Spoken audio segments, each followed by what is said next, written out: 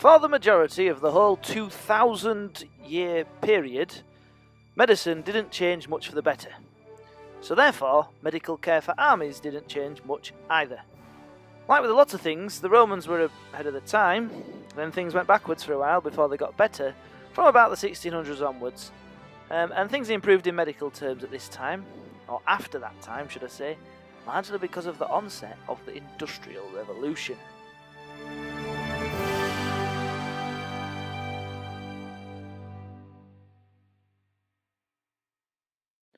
The Romans looked after the health of their soldiers so much that the average lifespan of a Roman soldier was actually 5 years longer than that of a Roman civilian, which is absolutely amazing when you consider that if you join the army, you're almost certainly going to fight in battles with people who are trying to kill you.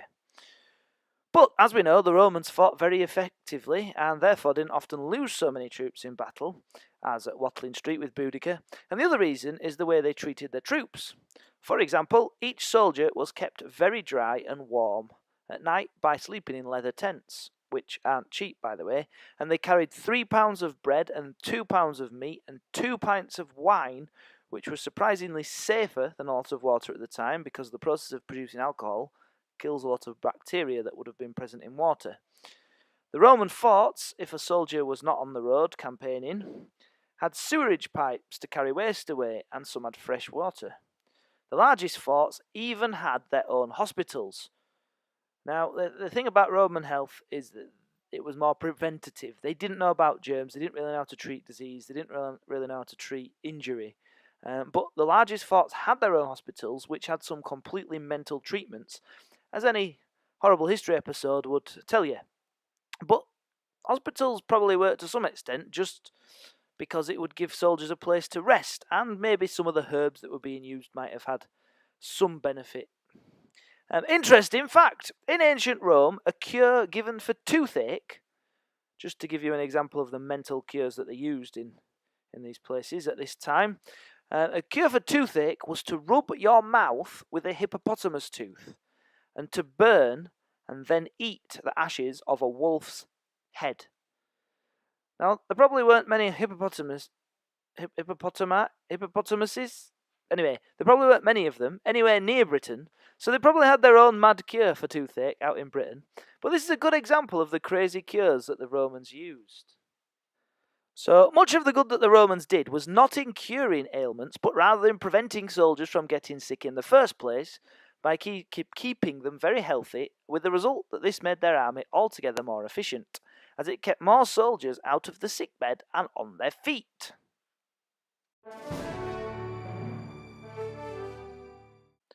The feudal and then mercenary armies of the medieval period had none of the Roman approach to health, perhaps in large part because the majority of the army was made up of soldiers that would only be with the army temporarily, before going back to the fields or off to find another army to hire their services to. There wasn't a standing army, unlike the Romans. Of course, the knights in a medieval army, well, they'd be well fed and would sleep in the best conditions, just as they had the best training and the best armour. But most of an army would be made up of those who were in feudal service or those paid to fight as mercenaries. And so they got whatever sleep they could in whatever conditions they could. And ate whatever they could as well, usually whatever they could plunder, and they often slept outside. It wasn't unusual for armies to suffer terrible health problems as they fought, what with the difficulties of finding food and shelter. Think of Agincourt, for example, and the dysentery that the English troops had to contend with after marching and fighting their way to the battlefield of Agincourt, and then they had to continue the fight suffering from dysentery. If you want a comparison of the Roman and medieval soldier's life, then the Edexcel textbook tells us that each soldier in a medieval army needed 3 pounds of food a day, and as we've already mentioned, a Roman soldier carried 5 pounds of food a day, which was more than he needed. So the Roman soldiers were better fed than the armies that came 1,000 years later. Well, you've got to think, it's fairly obvious that there would be health problems if you get thousands of people in one place. Disease would spread quite quickly. Disease would be easier to catch if these people are cold, wet, miserable, sleeping outside in fields, and not very strong because they haven't got so much food in their bellies.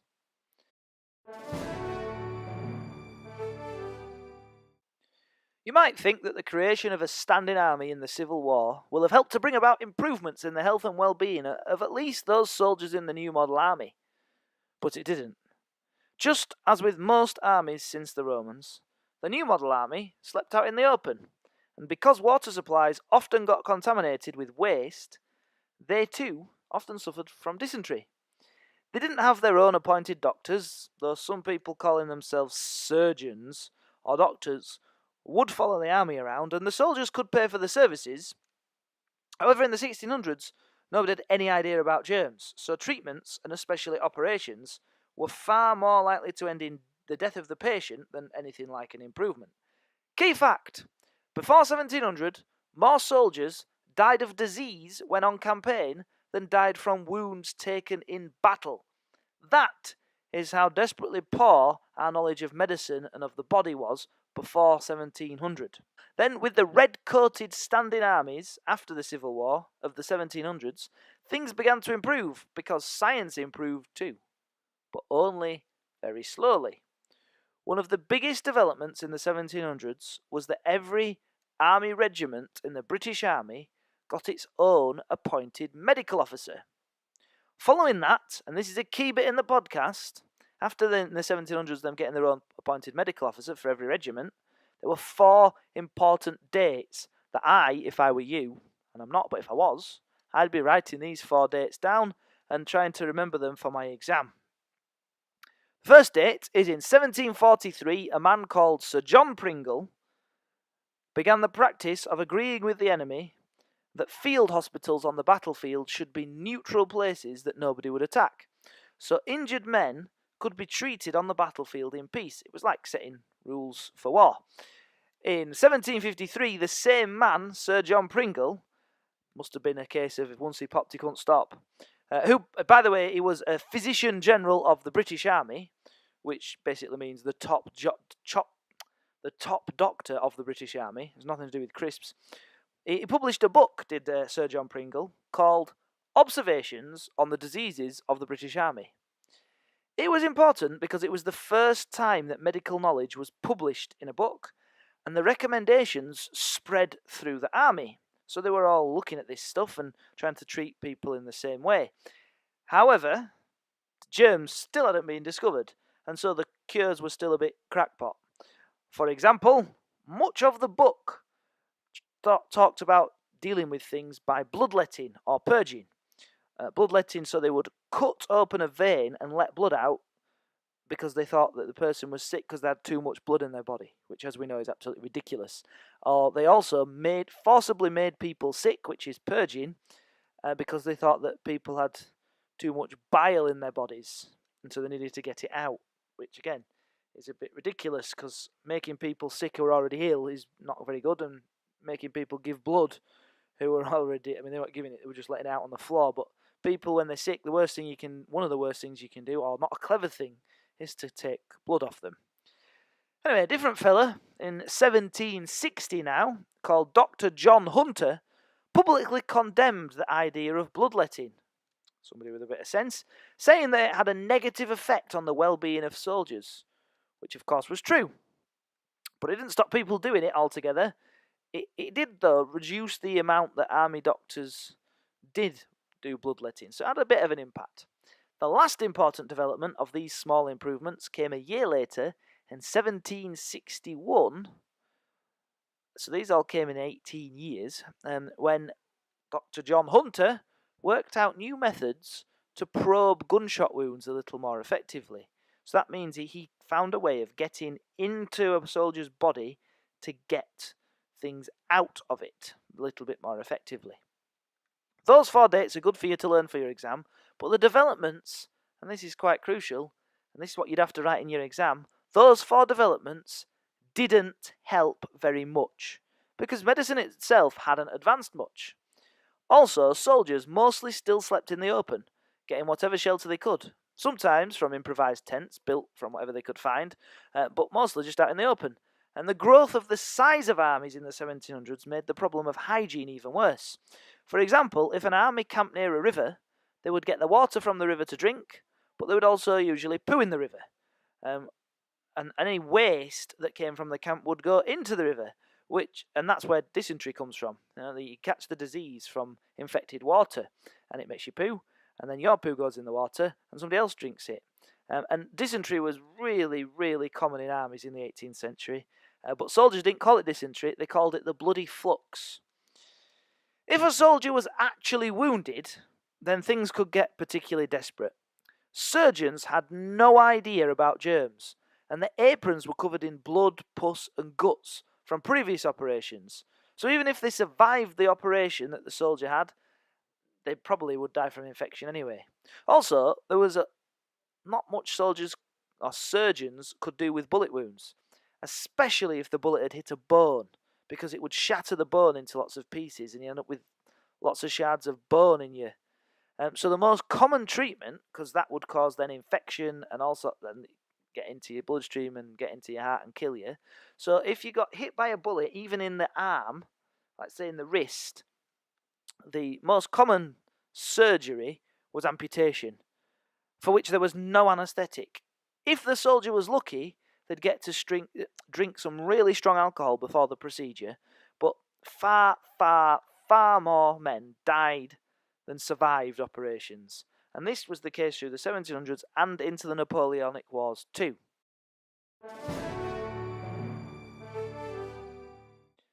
The Crimean War saw perhaps the first huge stride forward in medical care for soldiers, which came mostly as a result of, bizarrely, newspapers, and specifically, the Times. War journalist William Russell reported about the appalling conditions in army camps, and in particular in army hospitals, with the result that Florence Nightingale's history's most famous nurse went to the Crimea and cleaned up the hospitals. Literally cleaned them up.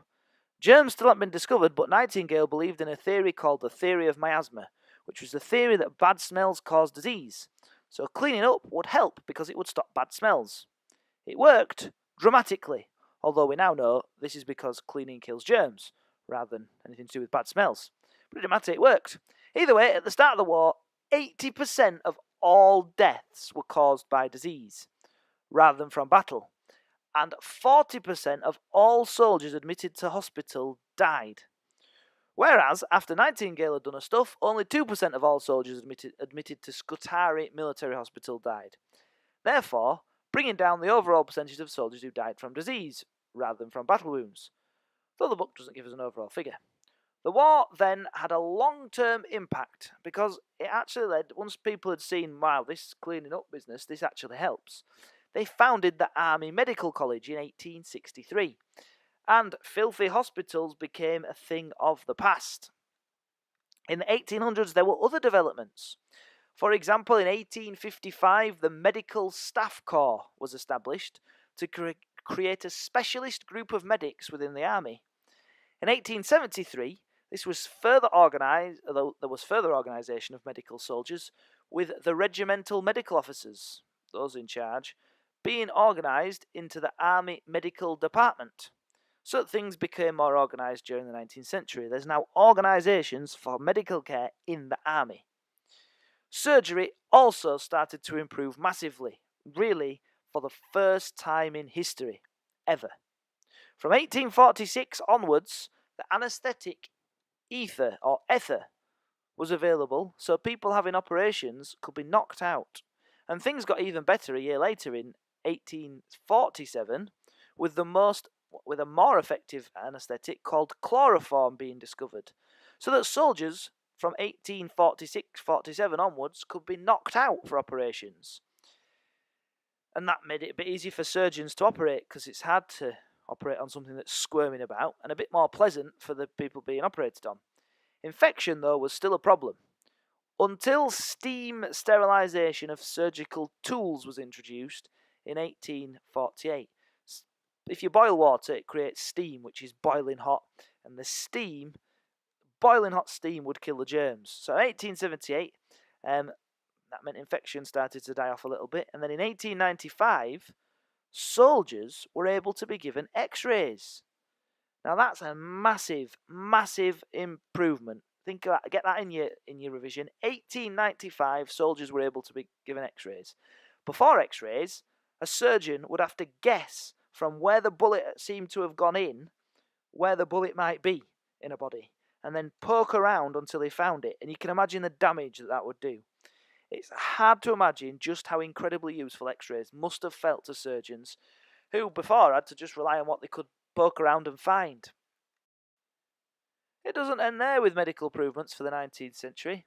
The Red Cross was established in 1863, which was an organisation that was originally intended to provide impartial help to any soldier wounded from any nation in any war. So there's no loyalties to anyone. If anybody from the Red Cross found somebody hurt in a battlefield, they'd help them. Any tent emblazoned with the Red Cross symbol would not be targeted by either army. And this is something which was actually written down in a new set of war rules established at something called the Geneva Convention in 1863. Amongst many different rules agreed upon, some were about how to treat enemy wounded soldiers, and what was to treat them well, and that was that you had to treat enemy soldiers well and not leave them to die if there was something that could be done for them. Finally, all medical staff serving in the army were organised into the Royal Army Medical Corps, and it stayed that way until this very day. By the start of the First World War in 1914, the Royal Army Medical Corps had 9,000 staff that all had the purpose of serving soldiers who were wounded or sick. Another significant step forward, because now you've got people whose specific job in the army, and there's 9,000 of them, to go around looking after the soldiers.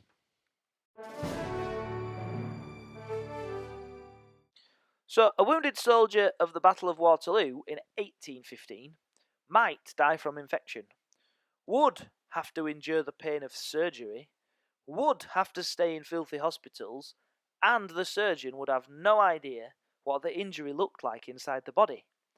An injured soldier of 1899 would stay in a clean hospital, would receive anaesthetic during operations, would be operated on with steam sterilised tools, and the surgeon would be able to use X-ray to look inside the body before commencing with the operation. A soldier in 1815 would probably have had not too dissimilar an experience to an injured soldier from the early medieval era, but by the end of the same century, things had absolutely transformed medically, and a lot of this was because, as with many things, the Industrial Revolution.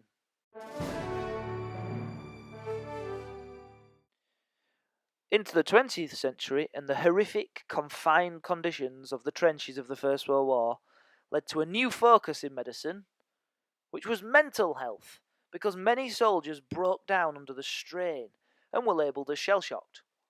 Of course, now we would call this shell-shocked severe post-traumatic stress disorder, and there's a lot more known about it now.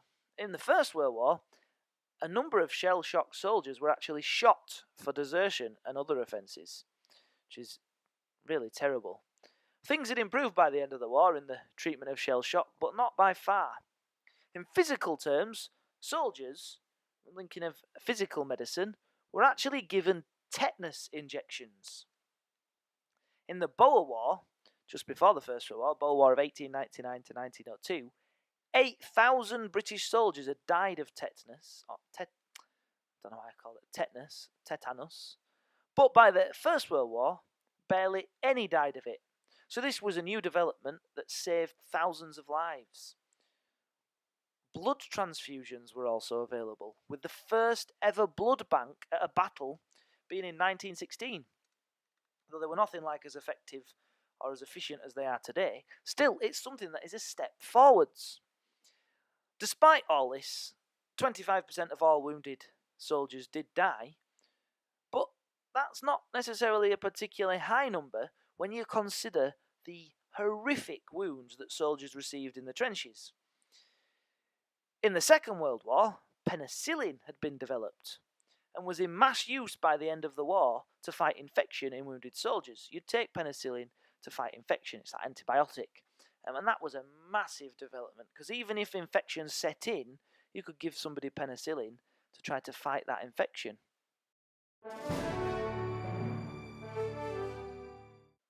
And so finally to medical treatment for combatants in the modern age. Well, during the Napoleonic Wars, an astonishing 85% of all British deaths were due to illness and disease. 85%!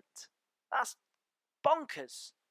They weren't dying from battle or being shot or anything like that. They were dying from illness and disease. 85% of all deaths during the Napoleonic Wars. Balmy. However, if you fast forward to the 2003-2009 Gulf War, almost 200 years later, then less than 3% of the British deaths came as a result of illness and disease. Clearly, all of the medical improvements for soldiers in the 19th and 20th centuries had a huge impact on the ability of armies to keep the maximum number of troops in the field. Nowadays, the army has its own military hospitals around the country, and the Royal Medical Corps is still going strong, with medics trained to the same extent as civilian doctors and nurses, as you would expect. Not much changed for about 1,800 years in army medical care. But in the last 200 years, things have been dramatically transformed, and this is something which you must know in your exam. You'll be able to see on the podcast, just at the end as ever, some examples of some questions you could be asked about medicine. And there'll be others as well that could be asked. Remember, you're doing a new style exam, so they might come up with some. I'm guessing if they're going to ask you one, it'll be about medicine since the 1800s, or maybe since the 1600s. Anyway, there we go. Good luck. Hope it was useful.